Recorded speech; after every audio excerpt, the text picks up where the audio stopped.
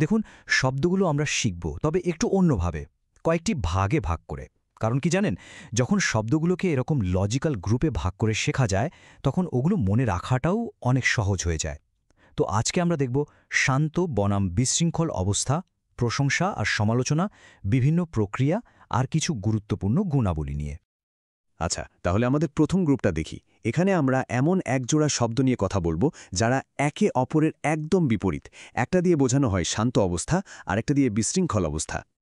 স্ক্রিনে তাকালেই দেখবেন শব্দ দুটোর মধ্যে কি দারুণ একটা কন্ট্রাস্ট। একদিকে আছে ট্র্যাঙ্কুইলিটি, যা দেখলেই একটা শান্তি, একটা স্থিরতার অনুভূতি হয়, আর ঠিক তার উল্টো দিকে টার্বিউলেন্ট, যা দেখলেই সংঘাত আর বিশৃঙ্খলার কথা মনে পড়ে যায়। তো ট্র্যাঙ্কুইলিটি শব্দটা আসলে কি? এটা একটা নাউন বা বিশেষ্য। এর মানে হলো একদম শান্ত, স্থির, কোলাহলমুক্ত একটা অবস্থা। ধরুন আপনি একটা শান্ত লেকের পাড়ে বসে আছেন বা একটা লাইব্রেরির নিস্তব্ধ পরিবেশে আছেন। এই যে একটা পিসফুল অনুভূতি, এটাই হলো ট্র্যাঙ্কুইলিটি। মজার ব্যাপার হলো, এই শব্দটা কিন্তু আমরা কোনো জায়গার বর্ণনা দিতেও ব্যবহার করতে পারি, আবার নিজের ব্যক্তিগত অনুভূতি বোঝাতেও পারি। যেমন ধরুন, প্রথম বাক্যে কি বলা হচ্ছে? She sought tranquillity at the retreat by the lake, মানে সে লেকের ধারে একটা শান্ত পরিবেশ খুঁজছিল। আর দ্বিতীয় বাক্যে the park's tranquillity offered a perfect escape from the city, মানে শহরের কোলাহল থেকে মুক্তির জন্য পার্কের শান্ত পরিবেশটা ছিল অসাধারণ।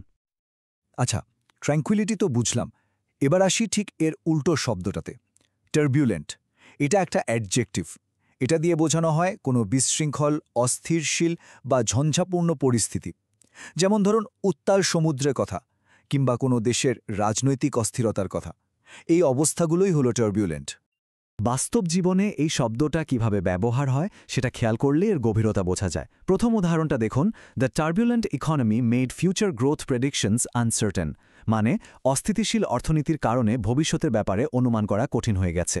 বা দ্বিতীয়টা, নির্বাচনের পর দেশে একটা উত্তাল রাজনৈতিক পরিস্থিতি তৈরি হয়েছে। তার মানে বুঝতেই পারছেন, বেশ সিরিয়াস বা গুরুতর পরিস্থিতিতেই কিন্তু শব্দটা ব্যবহার করা হয়। বেশ, শান্ত আর বিশৃঙ্খলা নিয়ে তো কথা হলো। চলুন এবার আমাদের দ্বিতীয় গ্রুপটা দেখি।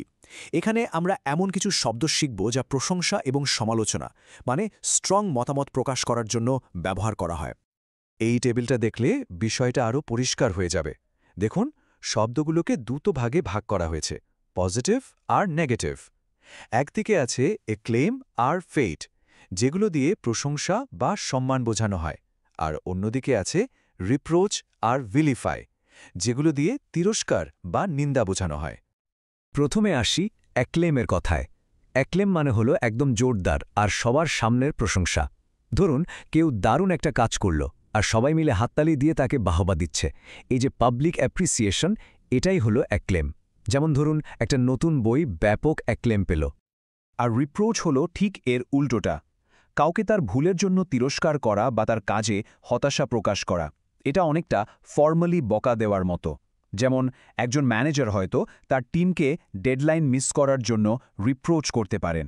একটা জিনিস খেয়াল রাখবেন, রিপ্রোচ কিন্তু ভার্ব হিসেবেও ব্যবহৃত হয়, আবার নাউন হিসেবেও ব্যবহৃত হতে পারে। দুই ক্ষেত্রেই এর অর্থ তিরস্কার বা নিন্দা। এখানে একটা গুরুত্বপূর্ণ বিষয় আছে। ভিলিফাই শব্দটা কিন্তু সাধারণ সমালোচনার চেয়ে অনেক বেশি শক্তিশালী। এর মানে হলো কারো সম্মান নষ্ট করার জন্য ইচ্ছে করে তার নামে খারাপ কথা বলা বা লেখা। এটা প্রায় অন্যায়ভাবে করা হয়। সোজা কথায় এটা এক ধরনের বিদ্বেষপূর্ণ আক্রমণ, শুধু সমালোচনা নয়। আচ্ছা, নেগেটিভ কথা অনেক হলো, চলুন আবার পজিটিভ দিকে যাই।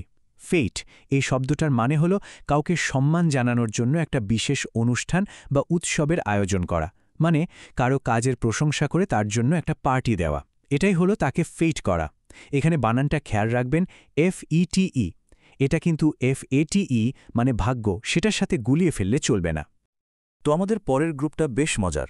এটা হলো বিভিন্ন প্রক্রিয়া আর তার শেষ পর্যায় নিয়ে। মানে এই শব্দগুলো একটা জার্নি বা প্রসেসের বিভিন্ন স্টেজকে বর্ণনা করে। এই টাইমলাইনটা দেখলে একটা প্রসেসের ফ্লো খুব সহজে বোঝা যাবে। দেখুন, শুরুটা হতে পারে লিঙ্গার দিয়ে, মানে কোনো কিছু যখন প্রয়োজনের চেয়ে বেশি সময় ধরে থাকে। এরপর সেই প্রসেসটা কালমিনেট করে, মানে তার চূড়ান্ত পর্যায়ে পৌঁছায়, আর শেষে রিইনস্টেট হতে পারে, মানে আগের অবস্থায় ফিরে আসতে পারে। লিঙ্গার শব্দটার মানে হল কোনো জায়গায় প্রয়োজনের চেয়ে বেশি সময় ধরে থেকে যাওয়া। সাধারণত যাওয়ার ইচ্ছে করে না বলেই এমনটা হয়। যেমন ধরুন পার্টি শেষ, কিন্তু কয়েকজন বন্ধু আরও কিছুক্ষণ লিঙ্গার করল, বা কোন একটা সুন্দর স্মৃতি মনে লিঙ্গার করছে। এমনকি কোনো পারফিউমের গন্ধও কিন্তু ঘরে লিঙ্গার করতে পারে। আর কালমিনেট মানে হলো একটা লম্বা প্রসেসের একদম শেষ পর্যায়ে বা সর্বোচ্চ চূড়ায় পৌঁছানো। ধরুন অনেক মাস ধরে কঠোর পরিশ্রমের পর একটা প্রজেক্ট সফলভাবে লঞ্চ হলো। তখন আমরা বলতে পারি the hard work culminated in a successful launch, মানে সব পরিশ্রমের চূড়ান্ত ফল পাওয়া গেল। এরপর আসি রিইনস্টেট শব্দটাতে। এর মানে হলো কাউকে বা কোনো কিছুকে তার আগের অবস্থানে বা পদে ফিরিয়ে আনা। সবচেয়ে সহজ উদাহরণ হলো কোনো কর্মীকে তার চাকরিতে আবার ফিরিয়ে আনা বা রিইনস্টেট করা। প্রসেসের বিভিন্ন ধাপ তো আমরা দেখলাম। চলুন এবার আমাদের শেষ সেকশনে যাই। এখানে আমরা এমন কিছু শব্দ দেখব যা দিয়ে মানুষ, স্ট্র্যাটেজি বা বিভিন্ন পরিস্থিতির গুরুত্বপূর্ণ গুণাবলী বর্ণনা করা যায়। প্রলিফিক শব্দটা দেখুন। যখন একজন লেখক 10টারও বেশি বই লিখে ফেলেন বা একজন শিল্পী শত শত ছবি আঁকেন, তখন তাকে প্রলিফিক বলা হয়, মানে যিনি প্রচুর পরিমাণে সৃজনশীল কাজ করেন।